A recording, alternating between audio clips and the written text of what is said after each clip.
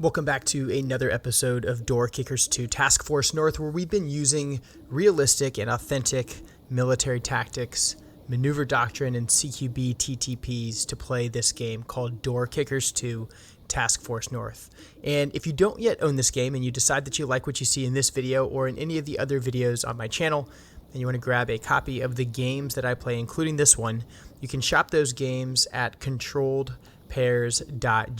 That'll take you to my website, and on my website you'll find links to my game store where you can purchase the games I play, including this one. You can also find the link to my merchandise store where you can check out the patches that we recently put up for sale, as well as the t-shirts and some of the other stuff that we've got going on that I'm really excited to share with you guys. You can also check out Artesian Builds, which is a company that I have affiliated myself with that builds custom gaming PCs to your very specifications live on stream. It's where I'm going to buy my next rig.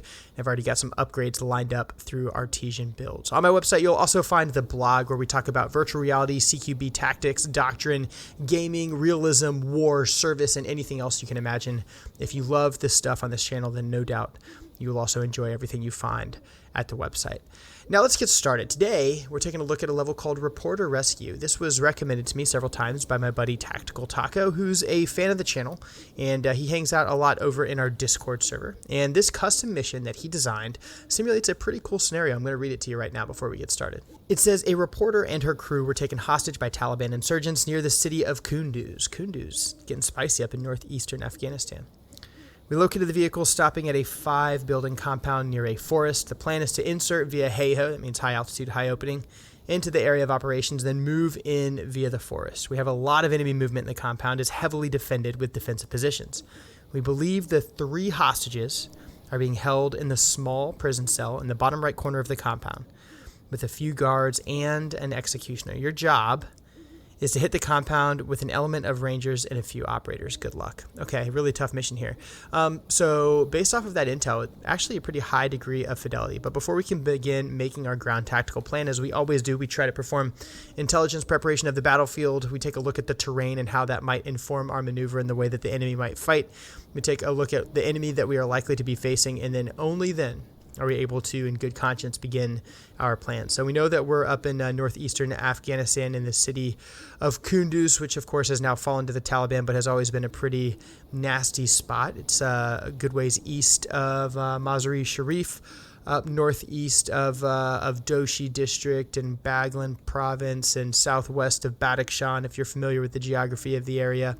But a pretty nasty little place, and this little isolated compound presents some pretty unique challenges. The first thing I notice, of course, is that a sniper that we've pre-positioned up in the wood line up here, indicated by this red beam, has already located at least one enemy combatant outside of the compound. We're also able to see this one additional veteran insurgent right here. This guy's got an FAL with 7.62 and 2 frags, so he's able to reach out pretty far and affect us. This guy's got an AK-47 with a typical 30-round magazine, and then there's just evidence that this place has been even further fortified. I'm seeing sandbag position here, sandbag position here. I'm seeing a shoulder-fired weapon here.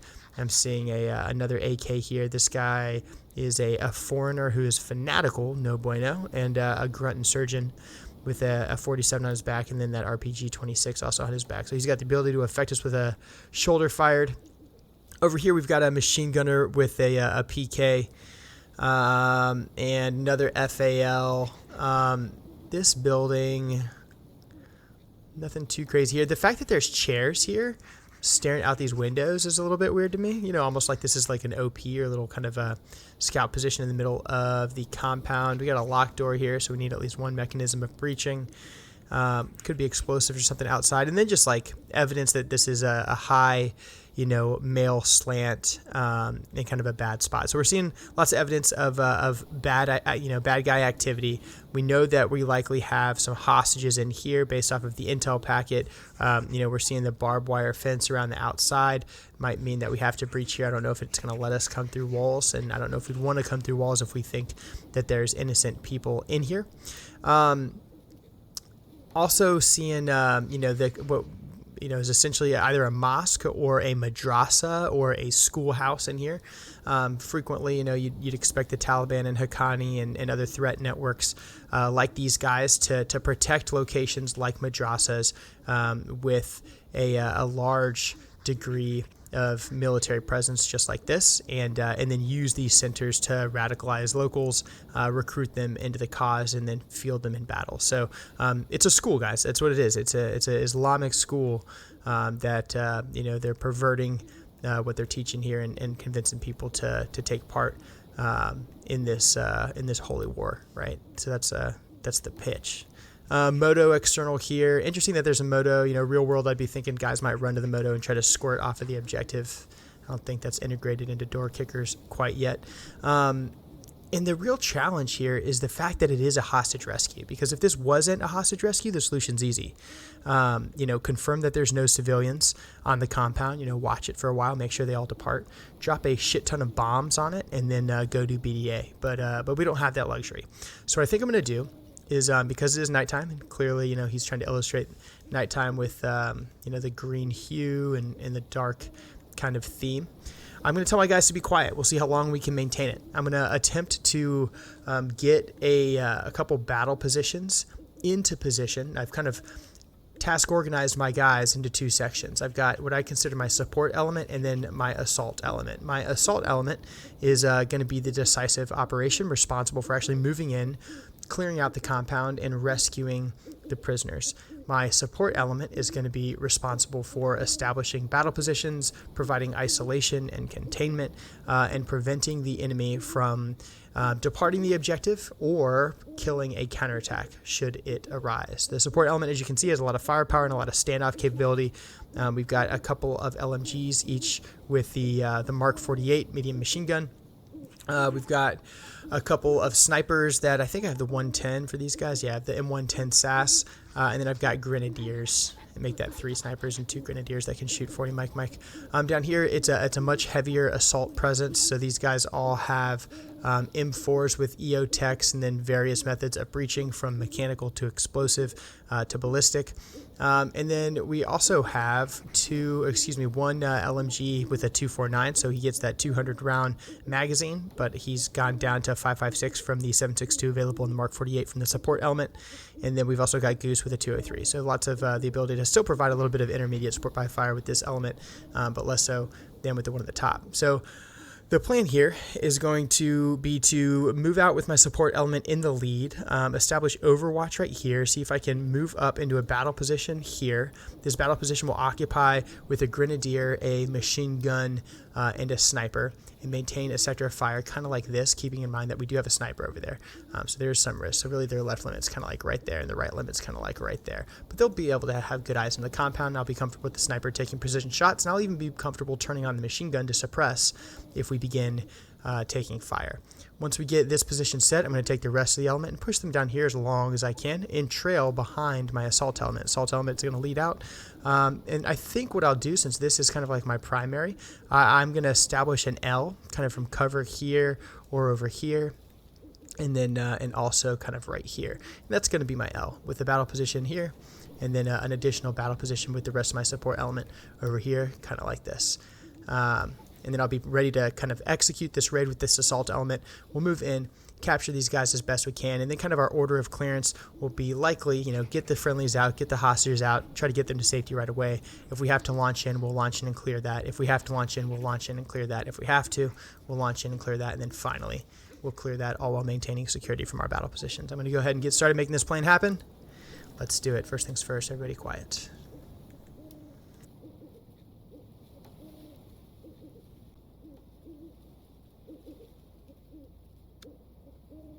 Our initial moves have been made. Kind of the question now is, are we compromised off the bat? Like, are we going to get shot at right away, or do we still have the element of surprise? And we have indeed been compromised. So I'm going to authorize everyone to begin engaging. We're going to go loud here right away. Did we have a good shot with the sniper? We might. It's tough to say. All right, here we go. Large enemy counterattack coming straight out of the center, kind of as we anticipated, including one suicide bomber. I need to be aware of the fact that there are civilians in this area, but this is a huge, huge military threat right here. So we are going to treat it as such. And the first thing that I'm going to do is tell the guys they don't need to be quiet anymore. And we are going to begin performing some suppressive fires in depth over here.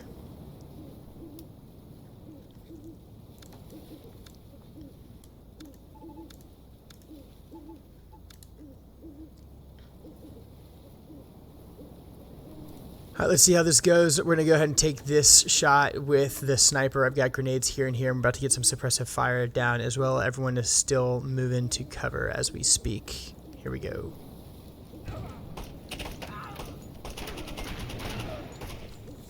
All right, we got good suppressive fires.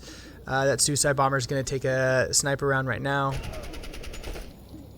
Good suppression, and here's a concern. We have private security trying to surrender, and I just caught eyes of a civilian right there. So they're in a lot of danger based off of the suppressive fire that I'm laying down, but I still think it's necessary to make that suppressive fire happen. I am going to keep moving these guys forward while we've got suppressive fire so we can continue to bound. And I am even going to do something crazy and sprint up into this position while we are suppressing.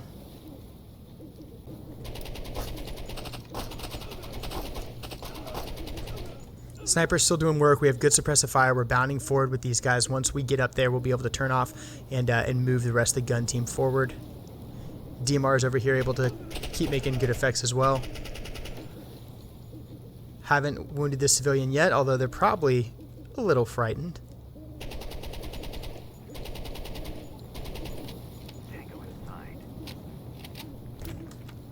Missed with the sniper. Come on.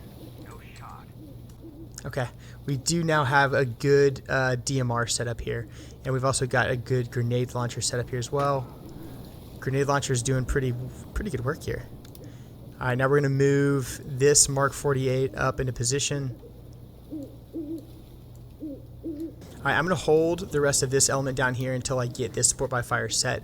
The goal, remember, was to get a battle position here with this kind of a sector of fire and then swing another one around over here. I still want to achieve that, but just based off the amount of contact we've taken, I am going to push this support by fire up, establish a deliberate support by fire like this so that it can cover me and I can turn it on if I need to as I continue to move with my assault element like this. We've got plenty of time. Don't want to make any silly mistakes. Yeah, so that's a female right there departing. I got to be careful when I turn that support by fire back on. This is an enemy combatant, but he's surrendering. And up here we've got a guy with an FAL.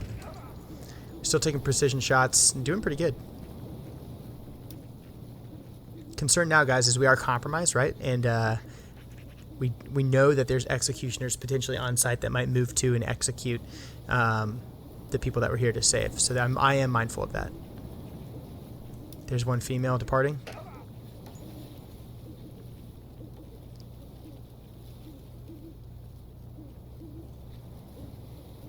Okay, we're set with the support by fire now.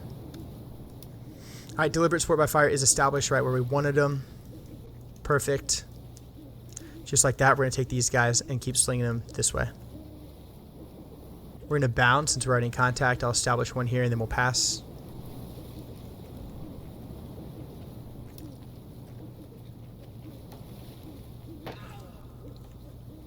Support by fire is doing exactly what we need them to be doing.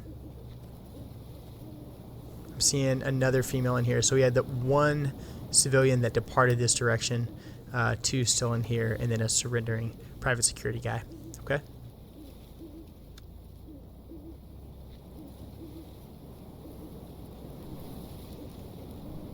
Okay, we're going to move these guys up into this position here. Once they get there, they'll end up having nice security for us. That'll trigger the movement of the rest of the team all the way across to this spot. We're just going to keep passing people until we are able to establish our L.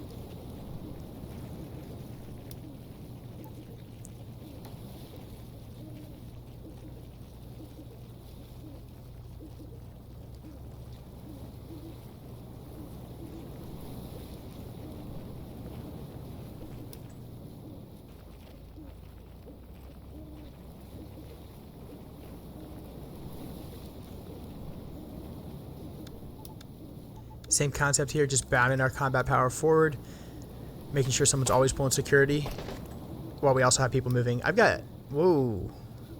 Okay, this guy's barricaded with a machine gun. That's pretty dangerous. Do I have anything close to solve the problem? Yes, I do. Dangerous shot here. Look at this. I'm passing a 40 mic right past these people. Super dangerous shot. We're going to keep that firepower up until he is dead.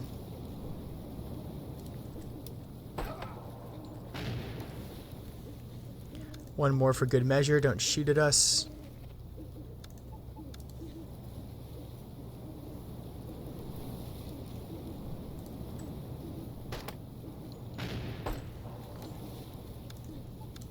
Looks like we need even more.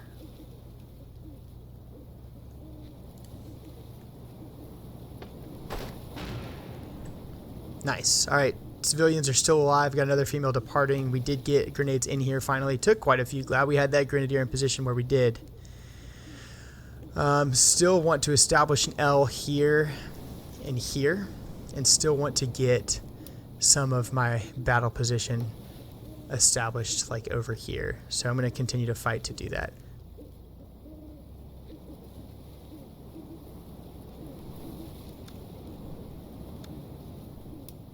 If you look at how we positioned our forces now, this support by fire is able to bisect the objective this way. So no enemy from this building or this building are able to influence this portion of the objective without being spotted or engaged by our support by fire. These guys are almost able to achieve the same thing here. This guy is able to achieve the same thing here. This guy similarly can provide that same effect. After we get this battle position set, we will end up being able to cover this area from 180 degrees but still fire safely across the objective without having any issues with fratricide or limiting our options by shooting near civilians. So the plan is coming together. Again, the biggest risk is now that we've been compromised, the enemy moving to and executing those hostages. But we've seen so much enemy contact that simply charging the objective right now would be foolish and would potentially result in our assaulters being killed before they're able to save the hostages, which defeats the entire point of the operation. The other female seems to have departed the objective now. And, yeah, yet another one.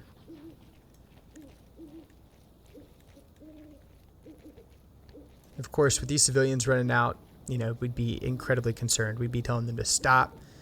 We'd be checking them for devices, bombs, any of that sort of stuff, making sure that they're not going to cause an issue. All right. We've got our conditions set. Both battle positions are established. Deliberate support by fire is established. The assault element is ready to go to work. Now we're going to move them to their last cover and conceal position. Before we do that, though, we're going to smoke up some of these areas that we know we've seen bad guys in. We're also going to bang some of these areas, really just do whatever we can to maximize our violence of action.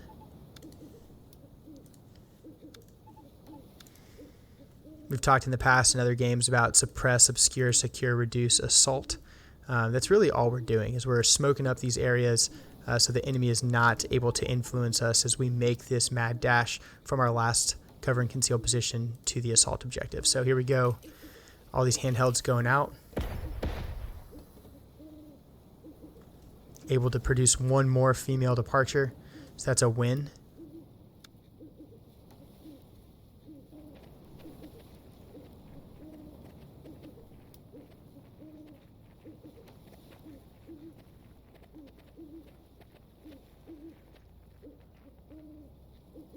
We see at least one more shooter over here. We don't have a shot.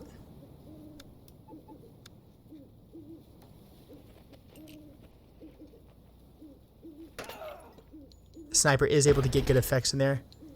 And we have a barricaded shooter in here.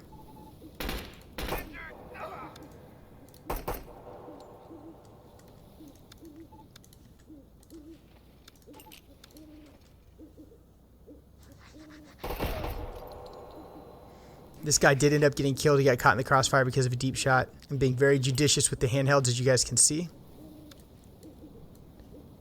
These guys keep squirting out of this building, all these barricaded shooters, as they realize their situation's deteriorating. That's why we have a support by fire in position. it does stuff like that for us. Okay, since we have taken some contact from this building, it seems to be kind of a larger threat right now.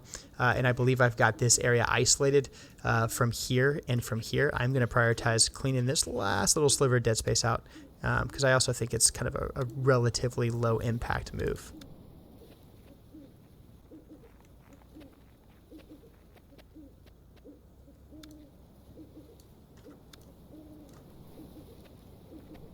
It is clear. All right, we're going to go ahead and...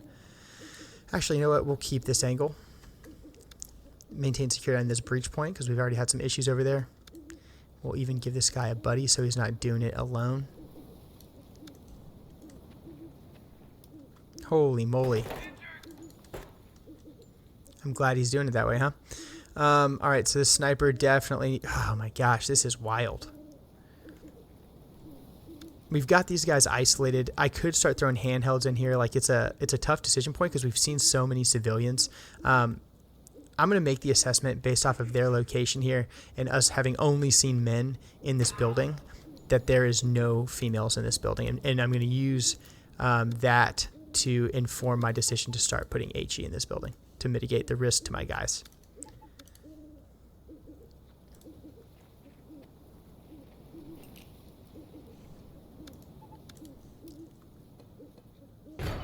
And when I say start putting HE in the building, I mean like a significant amount of HE. Okay, cool. We'll maintain those angles for now. Now I'm going to take my 3-man assault element and start trying to get eyes in here. First things first.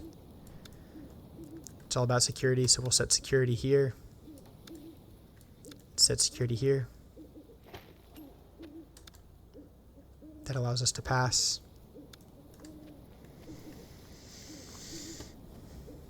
Now the threat's kind of this large madrasa, right, that we haven't seen yet. We'll break down. I'm going to leave this guy here just because he's got such a good angle.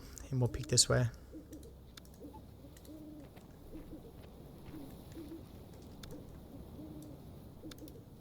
And we've got good security from over here, so we can already see a lot of this, and we know it to be safe based off of where we positioned our guys. All right, extraordinarily difficult move here, guys. I've got to provide security for my buddy while he's picking a lock in one of the most dangerous areas on the map that we've seen so far. Fortunately, it looks like we're alone out here, but remember, we've got a sniper providing security here, support by fire providing security here and here, these guys providing security here. We've got a containment element or a battle position over here also providing security this way. So we are doing all we can to keep our buddies safe.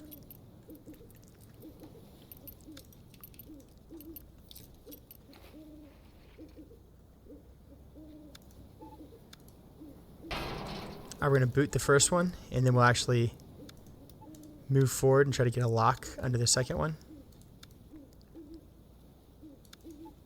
Excuse me, get a camera under the second one. We have at least one shooter. Make that 2 shooters, so we know we're going to need more than a 2-man assault element. So we'll bring the boys. Alright, we're going to go explosive on this door. Breachman will come up, set the charge, pull security for him while we do it. When he's complete, he'll rejoin the stack.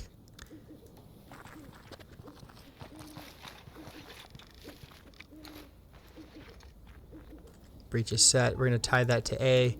2 men over the 1-man shoulder. He's going to get a bang into this first room. 3 men over the 2-man shoulder.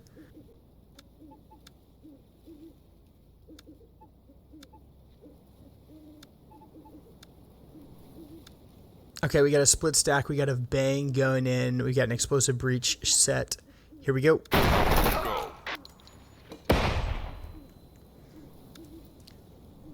Since we have a second locked door, we already know this is kind of a pretty precarious situation. We're going to rush all the way in, see if we can work this angle.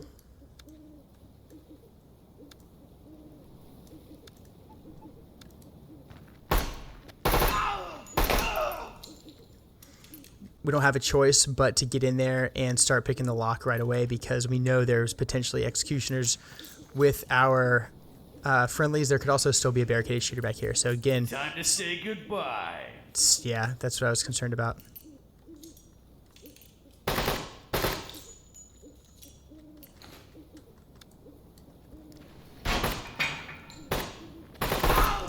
We saved 1 of 3. So the other option here, guys, was going explosive, but that would have killed the guys inside. So this was just this was a tough one. We could have potentially done like a porthole shot over here. But I think we made all the right decisions, to be honest with you. It's kind of just a game mechanic-ism.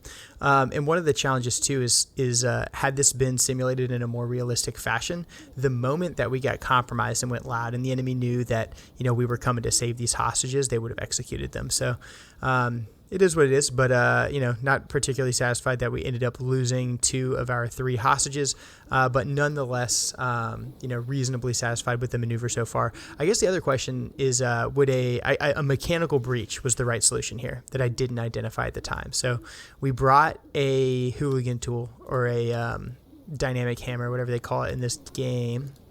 Did I have it over here? And I guess that's like, if there's an AAR comment, it's did I put the right breaching mechanisms in the right place? And I don't recall who exactly had it, but that's what I should have led with. It would have been faster than picking the lock. But we've also, you know, everyone's seen some mechanical breaches take a long time. But that's okay. Let's take a look at what we got in this madrasa, and then we'll end up closing out this match.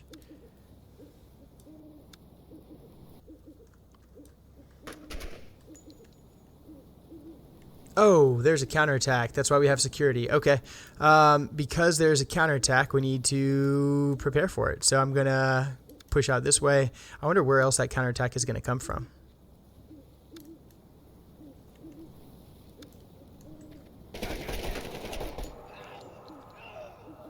So that's 1. Is there more?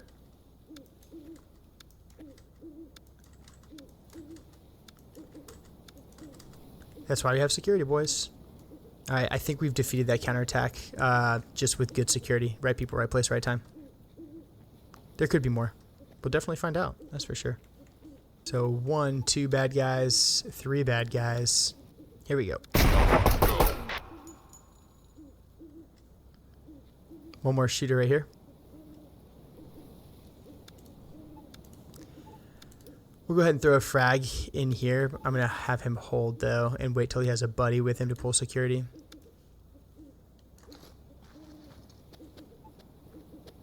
Alpha, go. And that's exactly why he got pushed. Man, great match. Fantastic design to that level. Super satisfied with that whole thing. Kind of bummed that I didn't choose the right breaching method on the culminating room clearance, but let's take a look at the replay, because I think that was pretty cool.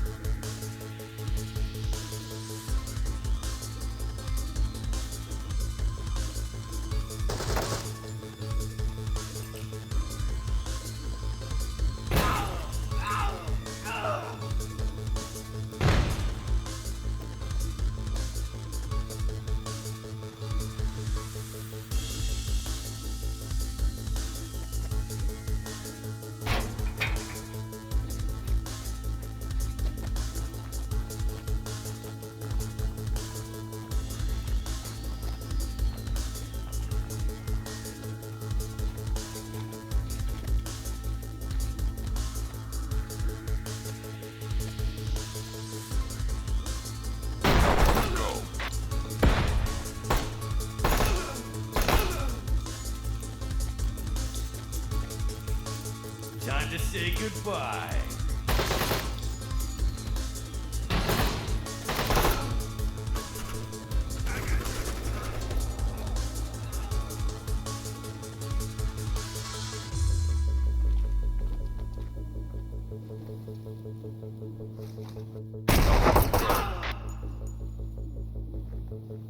Alpha, go.